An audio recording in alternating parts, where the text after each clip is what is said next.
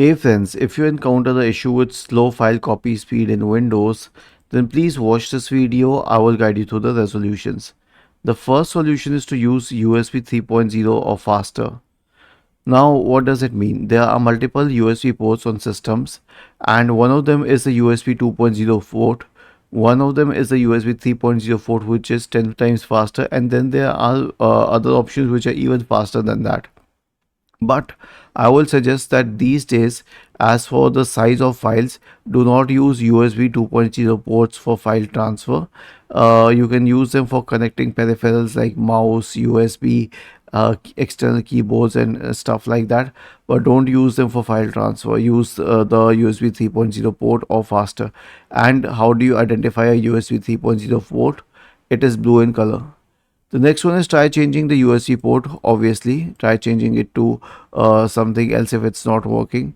Then you can update the USB drivers. Okay, so search for device manager in the Windows search bar and open the device manager window. Now scroll down to the universal serial bus controllers, expand them, right click on USB root hub, select update driver and search automatically for drivers. Second one, update driver and search automatically for drivers. And then you can what do we say, this is to update the USB drivers. Then you can run the error checking tool.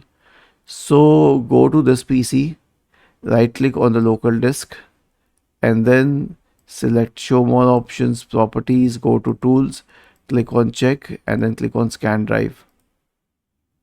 Okay, the last is to use third-party file copy software, and this will significantly increase the copy speed. So open the Microsoft Store and search for TerraCopy. This is just one of the options. You can use anything, but it is free and it is good, so I use it. And then you can install it and use it for copying files on your system, and this will make sure that the process is like really fast. So it does need administrator permissions, and once it is installed you can use it. So just wait for a few seconds, I'll show you.